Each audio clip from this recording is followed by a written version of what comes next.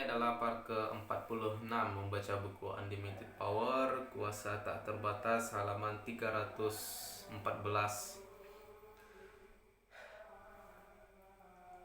Inovasi-inovasi besar dibuat oleh mereka yang tahu bagaimana caranya mengubah cara pandang terhadap kegiatan dan masalah menjadi sumber-sumber daya potensial dalam konteks lain. Umpamanya minyak pernah dianggap sebagai sesuatu yang merusak nilai lahan untuk panen, tetapi lihatlah nilai minyak itu sekarang.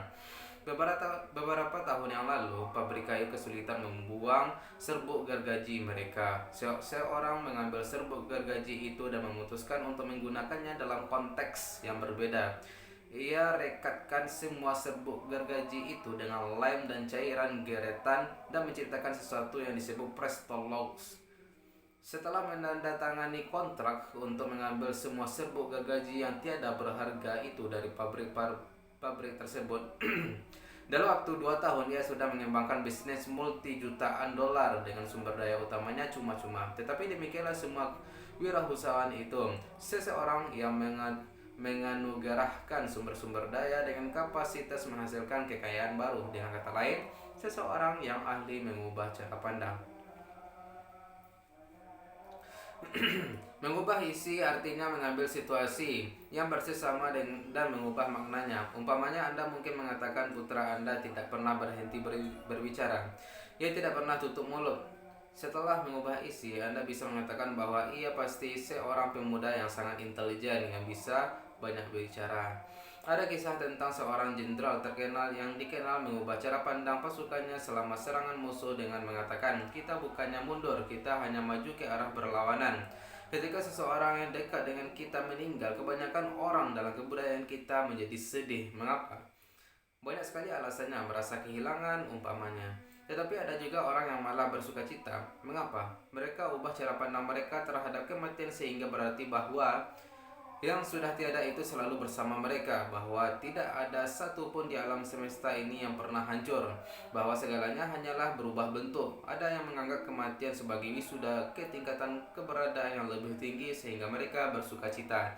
Mengubah isi lainnya adalah betul-betul mengubah cara Anda memandang, mendengar, atau merepresentasikan suatu situasi. Kalau Anda kecewa karena apa yang diucapkan seseorang kepada Anda bisa membayangkan diri tersenyum sementara orang itu mengucapkan kata-kata negatif yang sama, tetapi dengan nada penyanyi kesayangan Anda. Atau Anda bisa memandang pengalaman yang sama dalam otak Anda, hanya kali ini sang pembicara dikelilingi oleh warna kesukaan Anda.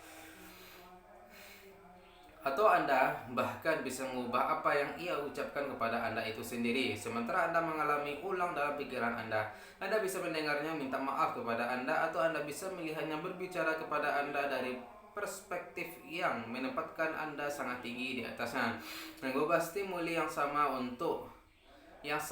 itu mengubah makna yang dikirimkan ke otak, dan oleh karenanya juga kondisi dan perilaku yang berhubungan dengan itu. Buku ini penuh dengan mengubah cara pandang. 7 kebohongan sukses adalah bab tersendiri tentang mengubah cara pandang.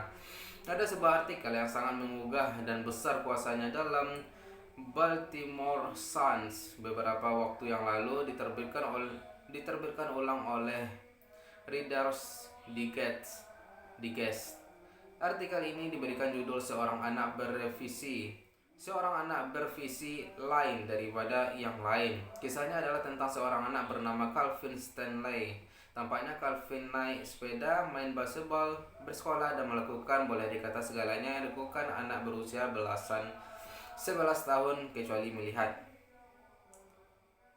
Bagaimana ia bisa melakukan semuanya itu padahal banyak orang dengan situasi yang sama mungkin sudah terpuruk dalam keputusasaan. Sementara saya membaca artikel tersebut, jelaslah bahwa Ibu Calvin seorang ahli mengubah cara pandang. Ia ubah semua pengalaman Calvin, pengalaman yang akan diklasifikasikan orang sebagai keterbatasan, menjadi keuntungan dalam pikiran Calvin. Karena itulah yang direpresentasikan Calvin kepada dirinya sendiri, itulah yang ia alami. Berikut adalah beberapa contoh komunikasi ibunya kepadanya. Ibu Calvin, ingat ketika putranya menanyakan mengapa dirinya buta? Saya jelaskan, bahwa ia dilahirkan buta dan itu bukan salah siapa-siapa. Ia bertanya, "Ya, tetapi mengapa harus saya?" Saya menjawab, "Ibu pun tidak tahu, Calvin. Mungkin ada rencana khusus untukmu." Lalu ibunya mendudukkannya dan mengatakan, "Kamu tetap bisa melihat, Calvin. Hanya saja kamu melihat dengan tanganmu daripada matamu. Ingatlah, tidak a- tidak ada yang tidak bisa kamu perbuat." Suatu hari Calvin sangat sedih karena ia sadar tidak akan pernah dapat melihat wajah ibunya. Tetapi Nyonya Stanley tahu bagaimana menjawab anak tunggalnya itu. Demikian artikel ini melanjutkan. Maka saya jawab, "Calvin, kamu bisa melihat wajah ibu, kamu bisa melihatnya dengan tanganmu dan dengan mendengarkan suara ibu, dan kamu bisa lebih mengenal ibu dengan cara itu daripada orang yang melihat ibu dengan matanya."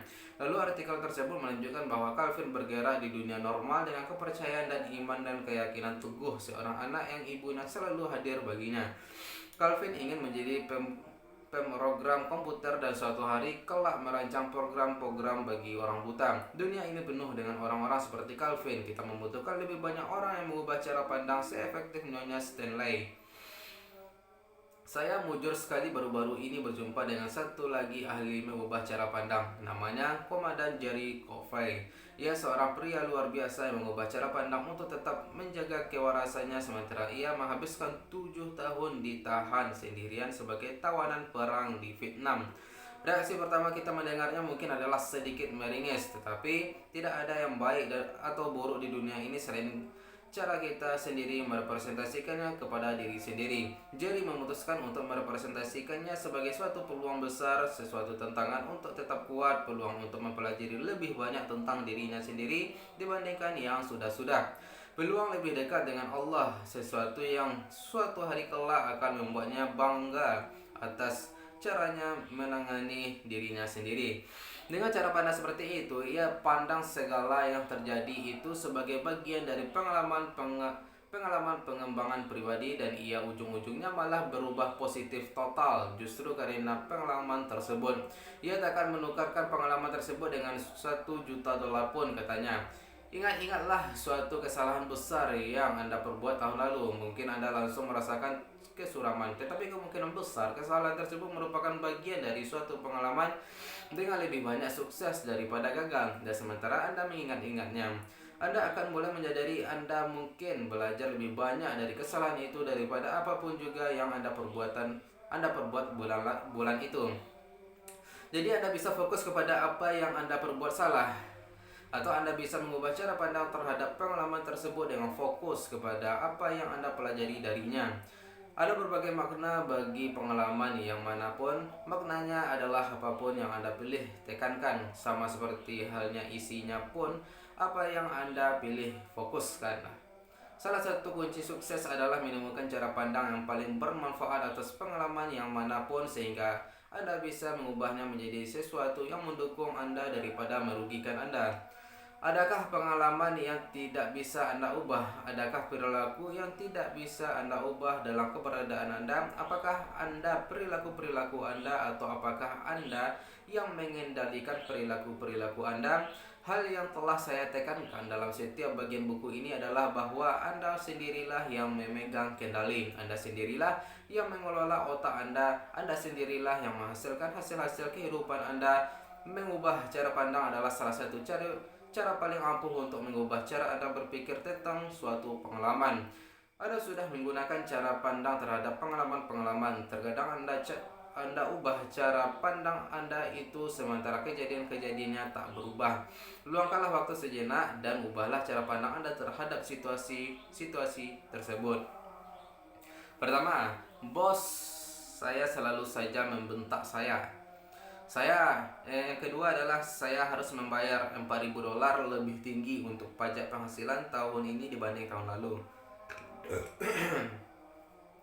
3. Kita sedikit atau tidak punya uang ekstra untuk hadiah Natal tahun ini. Keempat, setiap kali saya mulai sukses besar, saya sabotase sendiri sukses saya.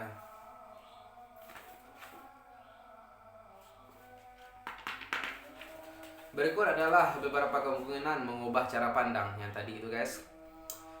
1. Untungnya ia cukup peduli untuk mengemukakan bagaimana sungguh-sungguhnya perasaannya. Bisa saja ia langsung memecat saya. Yang kedua adalah bagus. Itu berarti tahun ini penghasilan Anda jauh lebih besar daripada tahun lalu. Yang ketiga, bagus. Berarti Anda bisa lebih kreatif dan membuatkan sesuatu yang takkan dilupakan orang daripada sekedar membelikan hadiah yang biasa-biasa saja. Hadiah Anda akan lebih pribadi sifatnya. Yang keempat, untungnya Anda sadar akan pola Anda. Sekarang Anda bisa mencari tahu apa yang memicunya dan mengubahnya selamanya. Mengubah cara pandang itu sangat penting dalam belajar bagaimana caranya berkomunikasi dengan diri sendiri maupun dengan sesama. Pada tingkatan pribadi, demikianlah caranya kita memberikan makna kepada kejadian-kejadian. Pada tingkatan yang lebih luas, demikianlah salah satu alat komunikasi yang paling efektif. Bayangkanlah profesi menjual, bayangkanlah bentuk persuasi apapun. Orang yang menentukan cara pandang, orang yang mendefinisikan aturan permainannya adalah orang yang paling berpengaruh. Kebanyakan sukses besar yang bisa Anda bayangkan di bidang-bidang yang beragam mulai dari periklanan hingga politik adalah berkat mengubah cara pandang yang taktis, mengubah persepsi orang sehingga representasi baru mereka tentang sesuatu menempatkan mereka dalam kondisi yang membuat mereka merasa atau bertindak lain. Seseorang teman saya menjual kelompok restoran kesehatannya ke Jurnal Mills dengan harga 167 kali penghasilannya. Itu hampir-hampir tidak pernah terdengar dalam industrinya. Bagaimana bisa? Ia yakinkan General Mills untuk memutuskan nilai perusahaannya itu berdasarkan kepada berapa nilainya nanti seandainya mereka baru membelinya 5 tahun kemudian setelah perusahaannya terus berkembang. Ia sebetulnya bisa menunggu, tetapi mereka ia membutuhkannya sekarang juga untuk mencapai sasaran-sasaran perusahaan mereka. Maka mereka setuju dengan cara pandangnya. Segala persuasi hanyalah mengubah persepsi. Kebanyakan mengubah cara pandang itu dilakukan untuk kita, bukan oleh kita. Orang lainlah yang mengubah cara pandang kita dan kita bereaksi terhadapnya. Apa sih periklanan itu? Kalau bukan industri besar dengan maksud tunggal mengubah dan mengubah ulang persepsi massa? Apakah Anda betul-betul menganggap bahwa ada yang jantan menyangkut bir merek tertentu atau ada yang seksi menyangkut rokok tertentu? Kalau Anda memberikan rokok Virginia Slim kepada orang yang seorang suku aborigin, ia tidaklah akan mengatakan, "Hai, seksi sekali rokok ini." Tetapi toh sang pemasar mengubah cara pandang kita dan kita menanggapinya. Kalau mereka anggap respon kita kurang baik, akan mereka ubah lagi cara pandang kita dan mereka nantikan respon kita. Salah satu taktik mengubah cara pandang yang terbesar sepanjang masa adalah yang dilakukan oleh Pepsi Cola. Sedari dulu, Coca-Cola itulah minuman cola yang paling terkemuka. Sejarah dan tradisinya dan posisinya di pasar betul-betul tiada tanding. Tidak ada yang bisa diperbuat Pepsi untuk mengalahkan Coke.